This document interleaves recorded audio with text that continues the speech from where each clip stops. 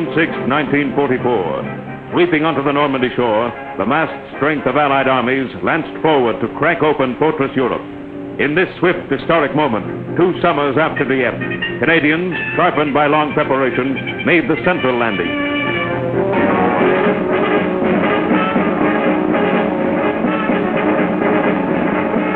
A huge gray armada followed the landing forces across the channel. Munitions, vehicles, reinforcements, all the pond material to smash open Europe's gateway.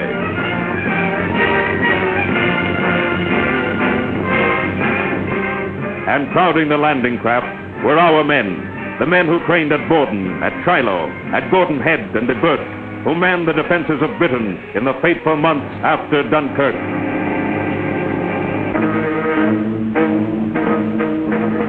The first 2 days of invasion saw the beachheads firmly secured, and now began the drive eastward through France, aimed at the center of Nazi Germany.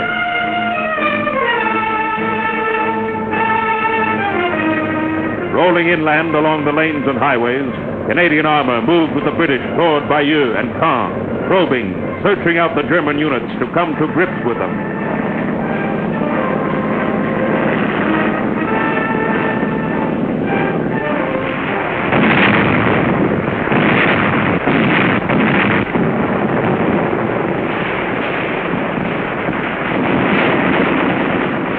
Fighting along the streets and hedgerows, the Canadians forced their enemy back to a line outside Caen, where heavy battles developed.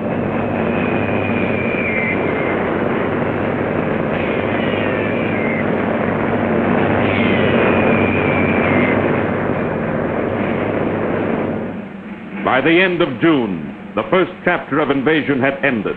From their initial landings, the Allies had begun to drive inland, and when Cherbourg had fallen to American troops, swift and powerful drives began to slash deep into France from the peninsula, rolling back the Nazi armies.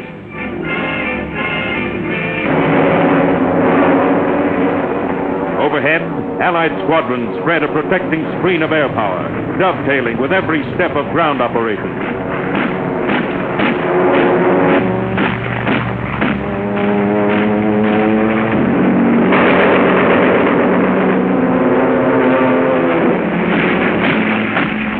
Within 100 miles of the fighting fronts, no Nazi airfield could launch its fighter planes. Strafing planes scourged the Luftwaffe on the ground, riddled land transport, smashed communications between the weakening links of the German defense.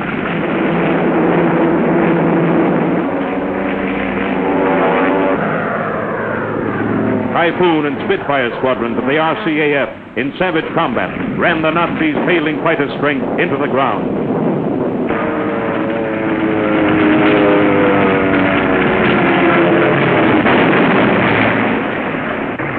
Early in July, Canadians and British launched the devastating barrage that led off to the capture of Caen.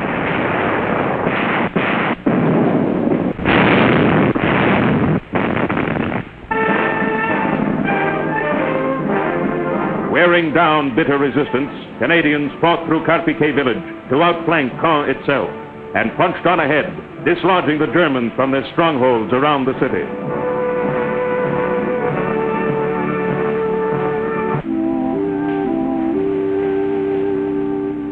Only the ancient church of Saint-Étienne stood unscarred when Caen fell to Canadians and British on July 9th.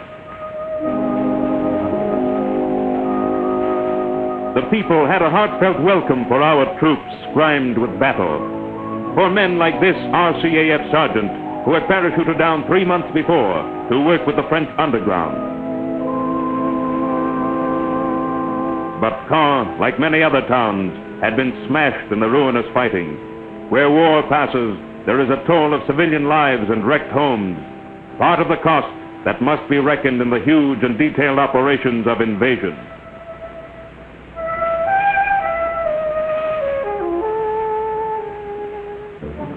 Throughout the Allied advance, new developments of timing, coordination, and striking power have been effected by the Supreme Allied Command. The 1st Canadian Army, led by Lieutenant General Harry Crerar, has perfected itself in the new techniques of battle, and war correspondents like Ross Munro have described the story of our fighting men and their operations on the battlefields of France. One striking instance from Normandy has been the extremely close coordination between Canadian air and ground forces.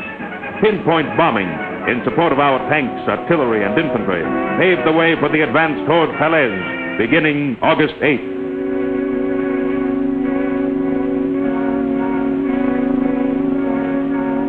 After the bombing, Canadians moving by night in armored trucks pierced the German lines in a swift drive to Falaise.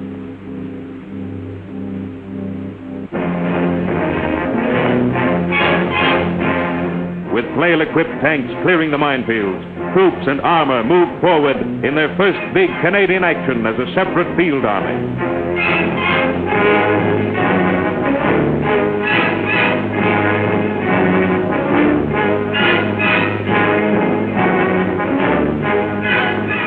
In mid-August, our tanks and infantry entered Falaise. Shortly afterward, Canadian and American troops gained contact and locked large elements of the Nazi 7th Army in a relentless vice.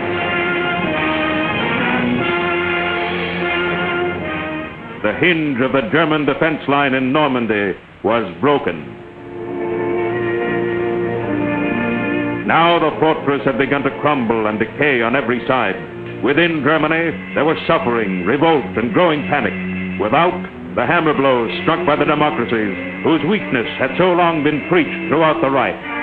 And around the captive stormtroopers and SS Corps, who once had stamped across the face of Europe, the world now dissolved in bewilderment and fear.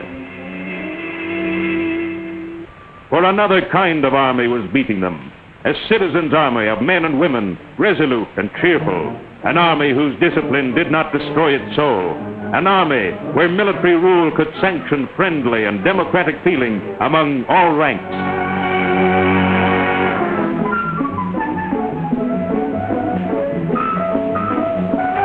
A new army, well aware of its strength and high spirits, eager to meet and build the future once they had won the war.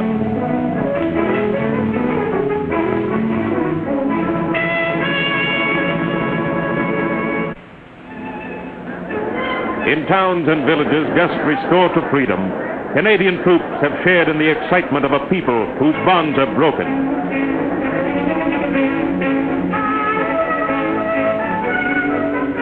They have seen people coming back, faced with the wreckage of their homes and their towns, but starting in to live once more.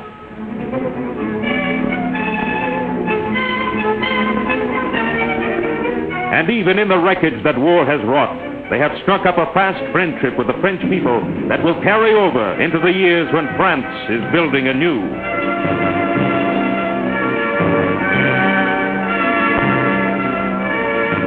And in a Normandy village on Bastille Day, July 14th, French-Canadian troops joined with the villagers in a service to honor a reborn France. Thinking ahead the time when all their country would come into the light, they did not dare dream that within 6 short weeks, new invasions would have landed.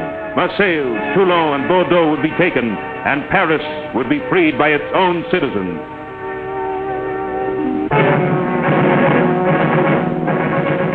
But the fighting is not finished.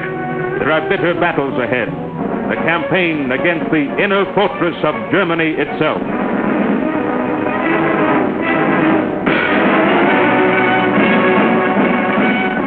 Canadians and Americans and British and free fighting men from every country in Europe are swarming into the great final phase of the battle.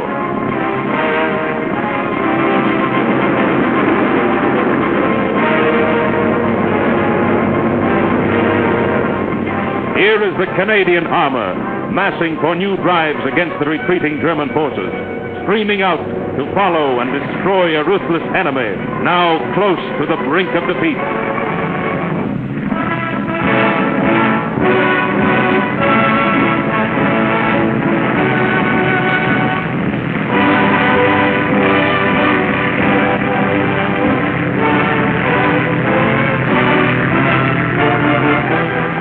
Our men, our war machines, are on the highways of Europe, breaking through to the final stronghold.